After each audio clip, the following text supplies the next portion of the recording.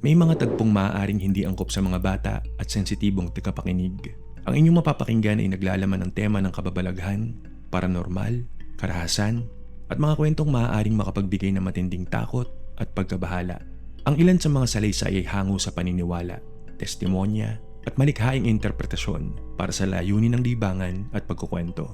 Kaya sit back, relax, buksan ang inyong isipan, at samahan nyo kami sa mundo ng hiwaga at lagim. Maligayang pagdating po sa Takot Tonight.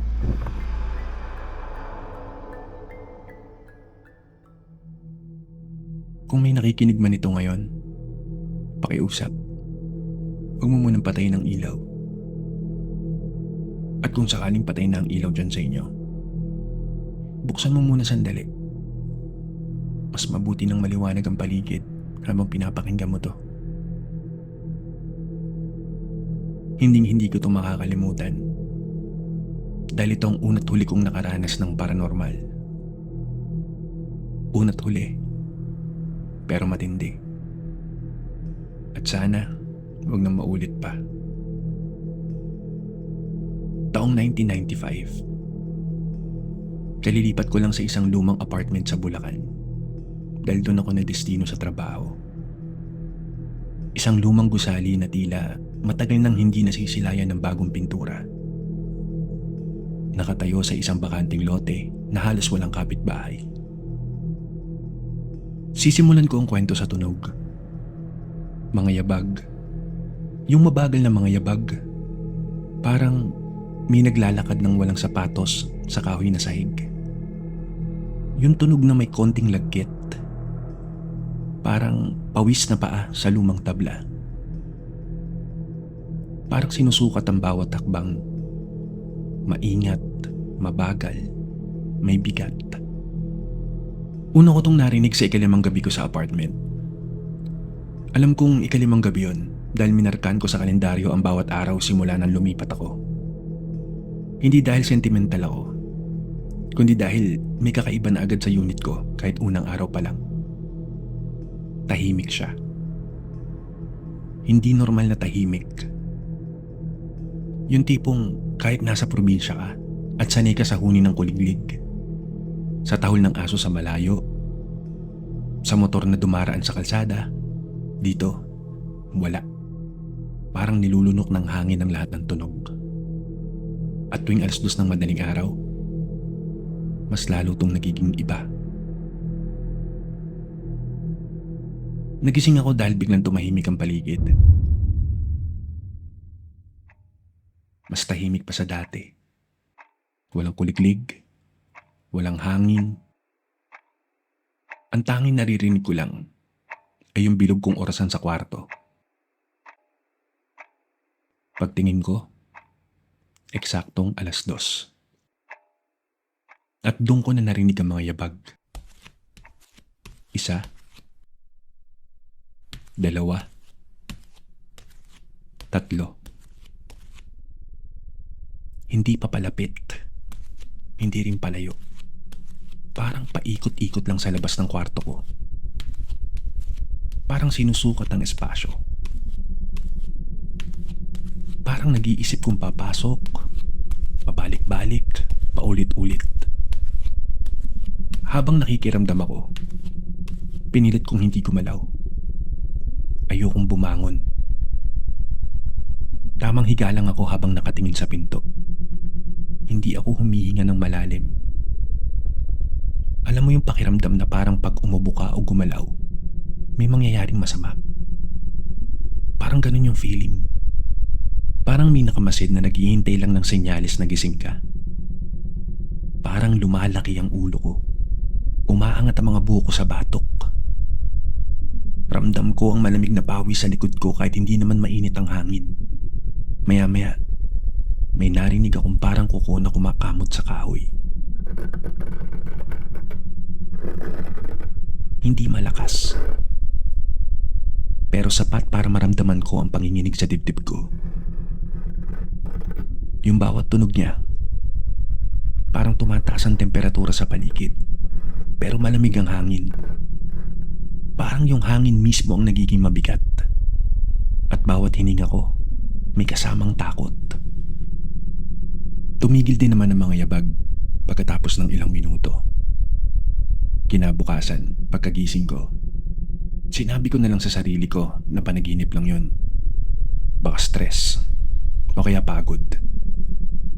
Bumangon ako at ginawa ang usual na ginagawa ko sa buong araw hanggang sa napansin ko ang bakas ng kamay sa labas ng pintuan ng kwarto ko. May marka ng daliri, 5. Pinagmasdan ko ang mga kamay ko at itinapat sa marka sa pintuan. Hindi sa akin ang mga bakas na yon. Hindi magkasukat. Pababa ang direksyon ng marka ng kamay, malapit sa doorknob. Parang may humawak o may nagtangkang pumasok. Simula nun, sunod-sunod ko nang nararanasan ang tunog ng mga yabag.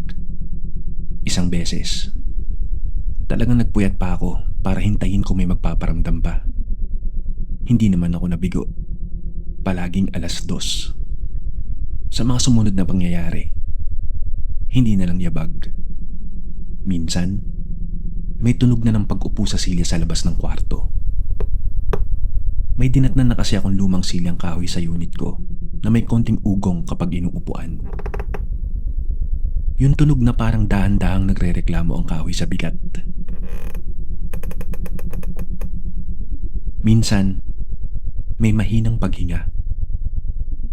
Parang may sinisipon. Mabagal, mabigat. Minsan naman, may naririnig din akong parang nagsasalita. Lagi ako sumisilip sa bintana kung may tao ba sa labas ng apartment. Pero wala. Wala talagang tao. Doon ko lang din na-realize na dito sa loob ng apartment nang gagaling ang mga boses. Sa una, hindi ko maintindihan ang mga sinasabi. Parang sabog na bulong. Pero habang tumatagal, parang nagiging malinaw ang sabi. Sumulat ka. Doon na talaga ako kinilabutan ng malala. Narinig ko ang mga salitang yon habang nakahiga ako sa kama. Mahina, parang pabulong sa mismong tenga ko. Naging malikot ang mga mata ko. Tinitingnan ko ang bawat sulok ng kwarto. Hindi ako makatayo para buksan ang ilaw dahil hindi ko na may tatangging kinikilabutan na ako. Pero kahit madilim, pilit kong inaaninagan kung may tao ba o ibang nilalang na nandito lang sa kwarto kasama ko. Ang pinakaayaw kong sumagi sa isip ko, baka sa ilalim ng kama nang gagaling ang boses. O di kaya, mula sa puwang sa dingding na dapat walang laman. Hanggang sa wala na akong naririnig na boses at nakatulog na lang ako sa gitna ng pagod at takot. Sa mga sumunod na madaling araw, tunog naman ng papel. Yung tunog na parang hinahaplos ng kamay. Tapos, yung pagkaskas ng lapis. Tunog ng may nagsusulat. Inisip ko mabuti. Wala akong lapis. Wala akong papel. Lahat nasa kahon pa sa sala. Hindi pa rin ako bumangon. Hindi ko binuksan ang pinto. Ayoko mag-check at mag-usisa. Pero kinabukasan, may papel na nakapatong sa mesa sa kusina. Nilapitan ko ito. May nakasulat na isang pangungusap. Ang sabi, mas malinaw kapag ikaw ang sumusulat. Napraning ako ng malala. Tumingin ako sa paligid. May iba bang tao dito? Chinek ko ang pintuan ng apartment. Nakalak naman. Bumalik ako sa kwarto at sinilip ang ilalim ng kama. Walang tao. Pumunta ako sa banyo. Wala akong kasama. Dito na nagsimula ang pinakakinatatakutan ko. Hindi na lang simpleng pagpaparamdam ang nararanasan ko. Hindi na lang siya mga tunog. May mga pisikal ng manifestasyon. Gaya ng dati, nilakasan ko muli ang loob ko at naghintay sa sala. Doon ako nakapwesto sa may pintuan habang nakabukas ito. Nakaupo at umiinom ng kape. Pinagmasdan ang paligid. Tingin sa kusina, tingin sa sala, tingin sa lamesa kung saan ko natagpuan ang papel. Kaya nakabukas ang pinaka-main door ng apartment. Makakatakbo ako na mabilis kung sakaling may magpakita. Chinek ko ang orasan. Malapit na mag-2:00. Patuloy lang akong nakikiramdam. Hanggang nag-2:00 na. Tahimik pa rin. Walang kakaibang tunog. Pasado 2:00 na. Walang bulong, walang paggalaw. Ubos na ang kape ko. Mag-aalas 3 na. Wala talaga. Walang nagparamdam. Ang ending, na-late lang ako ng gising at kinailangan magmadali. Halos 30 minuto ang biyahe ko papasok ng trabaho. Rush hour pa naman at malayo pa ang terminal ng jeep kung saan ako nakatira. Hindi rin ako nakapag-focus masyado sa trabaho nung araw na yun. Iniisip ko ang mga nangyayari sa akin sa apartment. Hindi naman ako nagkukwento sa mga kaibigan at katrabaho ko. Pagtatawa na lang ako ng mga yon. Iniisip ko rin baka may nanloloko lang sa akin. Baka kinukusunada ako dahil bago lang ako sa lugar. Pero kahit anong isipin ko, malabo talagang mangyari. Walang ibang tao na pwedeng pumasok sa apartment ko para mag-iwan lang ng papel. Laging nakalakang pintuan ng bahay. Wala ring nakatira sa tabi ng unit ko. Nakabukod pa ang pinagtayuan ng apartment sa ibang mga bahay sa lugar. At bakanting lote ang nasa magkabilang gilid. Wala akong halos kapitbahay para makarinig ng kakaibang mga boses at tunog.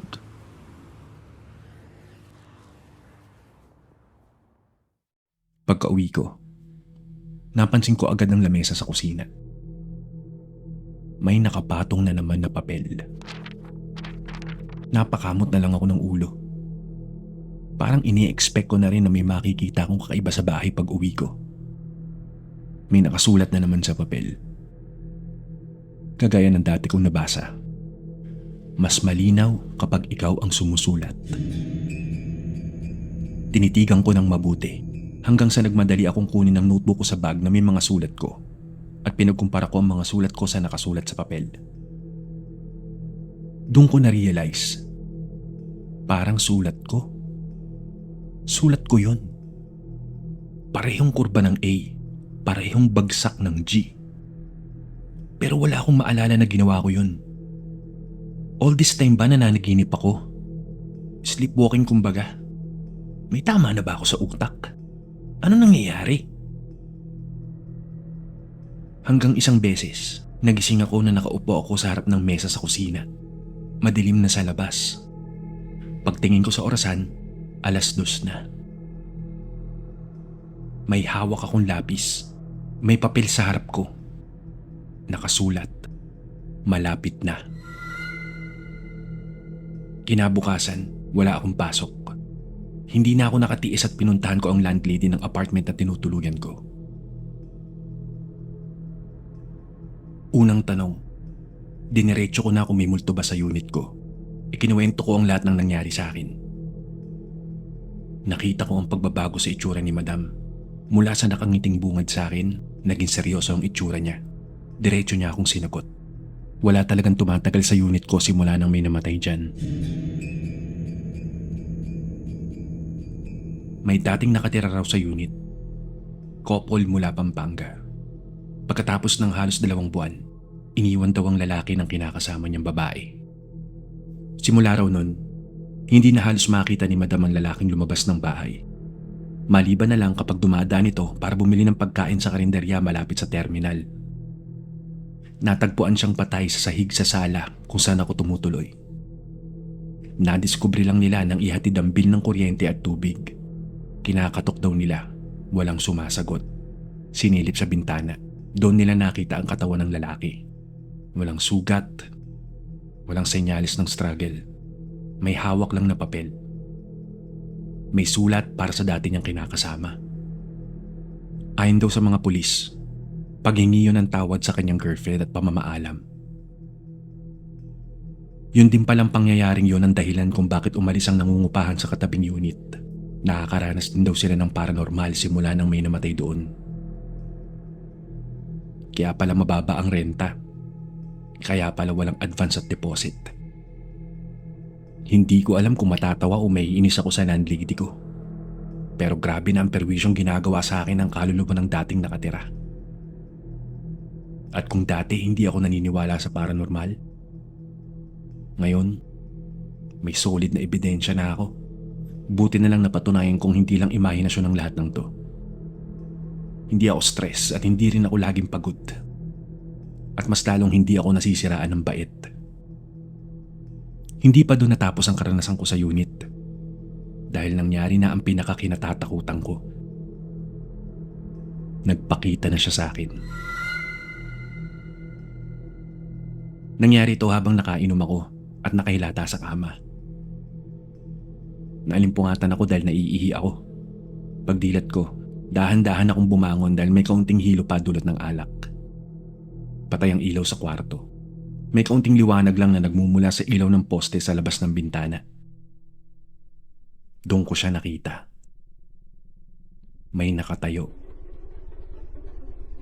Parang nakasandal sa pader sa dulo ng kwarto. Yung parte na hindi halos nahahagip ng ilaw ng poste. Hindi na naman ako nakakilos.